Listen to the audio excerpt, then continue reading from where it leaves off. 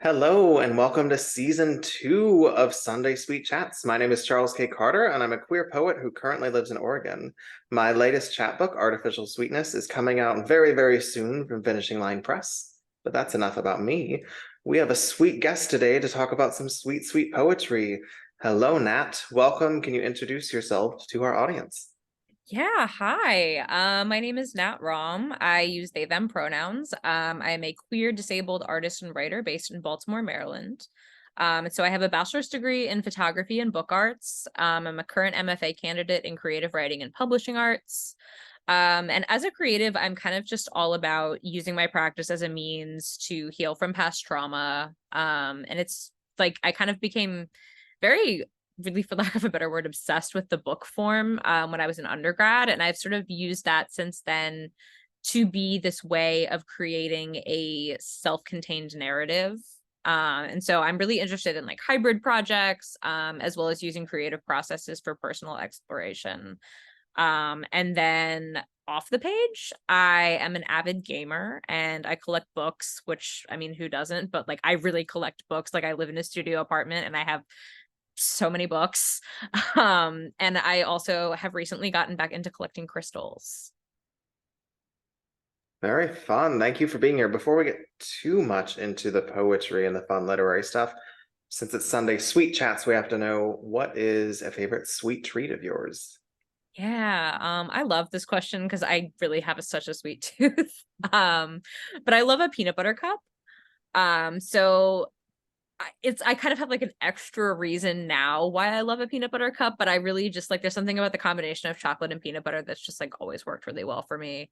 But I also found out like maybe a month or two ago that my late grandmother, who I like really adored and had a lot of respect for, also loved a peanut butter cup. And so I just really love that I keep finding things I had in common with her. Like that's just been such a delight. And yeah, so that was kind of exciting to hear. That's beautiful and sweet, and I love it. And peanut butter and chocolate is amazing. Let's move on to some sweet poetry. You have a poem to read for us. Go I for it. do. So my little preamble is that this was written from a search of the word tired on my personal Twitter. An exhaustive search, version 1.0. I'm very tired, but I'm mostly tired of feeling like I exist as an NPC in a game about a dystopian future. And I'm getting real tired of white male conservatives thinking they know better about anything than anyone, politics, everything ever. And TBH, I have a really long rant about this, but basically, I think and have always really thought that academia consistently punishes people with different learning styles. And let me just officially say, I'm tired of it. I am tired this week. I do not have time. I'm young and I'm underpaid. I'm tired, but I'm working. Yeah. I'm tired of being professional on Twitter. I just want to shit post in peace. I'm tired and want to change out of these shoes. IDK, I've told so many people lately that I don't think I see it, resilience, as a compliment anymore. I'm just tired. Yeah, I'm strong, but I never should have had to be that strong. I'm so tired of being strong. Please just let me be weak for 5 whole minutes. Wow, that's a powerful piece. I love the kind of hybrid collective element of it and the humor in it, but it's so freaking deep too and speaks so much about kind of this hyper productivity that's celebrated and encouraged in our American society to the point to where we're just so emotionally exhausted all the time. Totally, It's yeah. overwhelming. And I think as marginalized people, we see that too. I know maybe uh, one of my favorite shows growing up was Will and Grace, and that was such a like as a gay kid in the Midwest, like I don't know, that gave me some humor and some love and celebration, and it's just a joyous show. But like when they rebooted it a few years ago, one of the episodes was like Grace's dad needs a blood transfusion and he won't take blood from Will because he's gay. And Grace Oh is like, come on, like argue with him, tell him off, like that's not okay. And he's like, I can't fight all the time. It's exhausting. my God, And that would yeah. like hit so hard because like we have those moments where there's so much we can fight about all the time, but it's overwhelming to do it all the time. Totally. I 100% agree with that. Yeah. And like that's just something that came up. Like I think that Such a powerful piece. Thank you. Yeah, I've in the past kind of like used, I wouldn't necessarily say writing, but I've used my personal social media for like creative work before.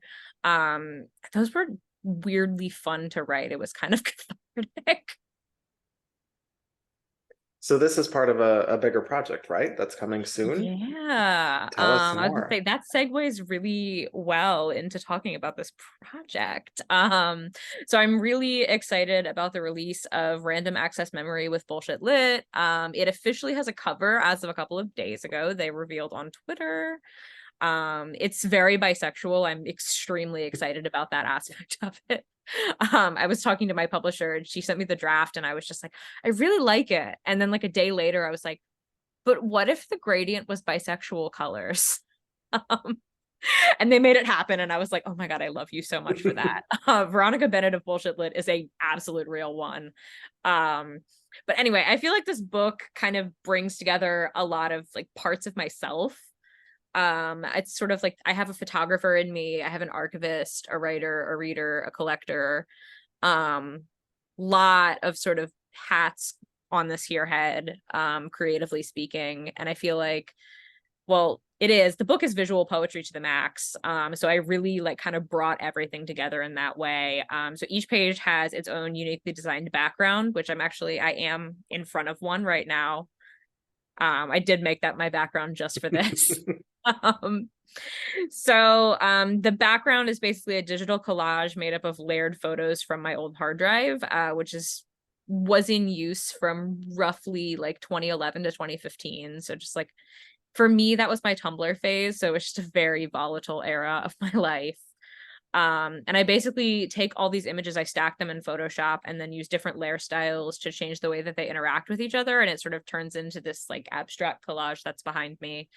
And then I put a piece of writing on top of it.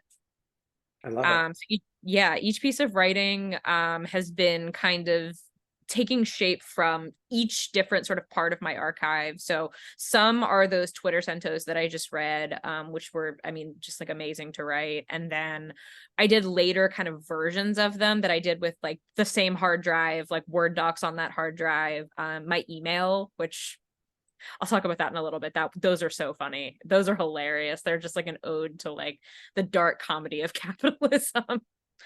Um, and then I did erasures of some YA novels that I read when I was growing up. So like we're talking like I grew up as a cis woman, so like we're talking like Gossip Girl, like The Click, all of those like kind of like teen beach read type series. And then I did some rewrites of my high school poetry, which was really something. Um, this one is just kind of, yeah, like a deep dive into the digital archive. I love it. So like as a photographer, I feel like I'm constantly thinking about how a photographer and an archivist are basically the same thing. Like as a photographer, you're basically always adding to your archive in this like sort of infinite self-fulfilling way. And at some point you take stock of that archive and if you're like me, it turns into things. And I keep really meticulous records. Like a lot of past projects have kind of come from that. Like I mentioned before, like that I'd used social media before, in my creative practice. My undergrad thesis was basically just like a deep dive into my social media at the time. And then I feel like I also really liked the way that I was able to bring my written archive into this, because I think that was the first time that I've really done that.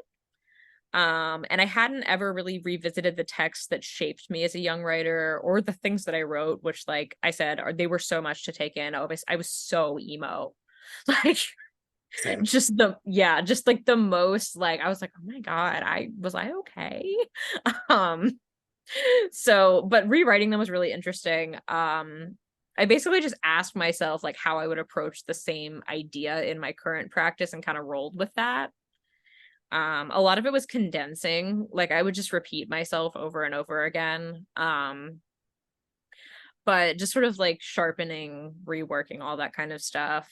And then, like I said, the centos are honestly hilarious to me. I have excerpts from student loan servicer emails in there, and it's just like I said, it's like the dark comedy of capitalism. Like that, I wrote a poem that's like, "We have assigned you a Fed loan servicer." I'm like, wow, this is the world we're living in. But yeah, the whole thing is kind of supposed to be like what it would look like when I die and people are studying my work, which I mean, I'm not going to say that would never happen, but I feel like it's really unlikely, which is kind of unfortunate because that's weirdly a dream of mine. We're not going to go into sometimes like how I like to be perceived. Like that's for another day because most days I don't like to be perceived. But if anyone ever does mind my archive, I feel like I've given them a lot to think about. That's a lot. And I think there's like so many layers to what you're doing that's really exciting in that kind of hybrid process and layering different parts of who you are at different times in your life. That's really exciting. As you were talking, I was like, I noticed your background was kind of fun and cool, but now I'm like really like anybody who's watching, pause the video and like really look at it. Like there's different text and layers that are really cool. But I like the idea. I just did my husband and I, there's a show on Peacock called Swedish Death Cleaning, which Oh my God. apparently was a book in like the late, I don't know, 20, 30 years ago or something. And they just did a TV series. Amy Poehler narrates it. And it's like the idea is to let go of things you don't need, even if they're like family heirlooms or whatever. Like if it's shit that's in your way and bothers you and you don't want, get rid of it. Someone else will use it. And the goal is to like not just throw everything away. It's like donate it or give it to people who will need it or use it. So those things have a new life. But and just hold on to the things you want and be purposeful with your space. And the idea is you can't have more stuff than what your space allows. And my husband and I just moved from the Midwest where we had this big house that was fairly affordable there. And now we're in a 2-bedroom apartment in a city in Oregon. So we've done a lot of that and we still had too much shit after we moved and downsized. So that was kind of part of that process. But we came through all these different artifacts from like our childhood, like photographs or past writings. And I've often thought about that with my own writing, like from teenage years, because it's so super emo and over the top. And how could I repurpose this? And you've kind of given me some ideas. I love So to thank you hear for it. that. Yeah, I have talked a little bit, I feel like, about how my archive has like been in my practice, but like I took all of these like point and shoot film photos when I was an undergrad and I was just like, I don't know what I'm going to use these for, but eventually I'm going to use these for something, and they became like sort of the centerpiece of my first full-length book. And so I have become such a fervent digital hoarder. It's kind of scary, but like I I really am so grateful that like I have been able to look back at stuff like that, because I think it's also been interesting for me from a healing perspective as a creative. Because I look back at stuff and I'm just like, oh, like I almost feel validated when I see like sort of the way things were back then. I'm like, okay, like I remember this correctly. Like this was not okay, or like this like happened this way or whatever. But there was something about it that was just like I said, it was just very cathartic to go through all of that and sort of just like let it all air. Yeah, that's really interesting. I think a part of that is like when I was looking through some of my like high school writings, I'm like, I think I'm in such a like starting over phase in my life right now that it kind of feels like I'm connecting with that teenage self a lot. So it's really hard for me to like disconnect from that voice in some ways to rewrite from adult me. I completely get it. Yeah. That project sounds really cool. And we'll make sure to have your social medias and everything in the video description so people can follow you and learn more about that. Um, One more question though, before we wrap up. In a world that is super freaking salty, how do you stay sweet? Um, Weirdly, I feel like I am still very inspired by this fortune cookie that I got when I was in high school. Going back to the archive again, but that is a physical thing I still have. But it said do it because you love it.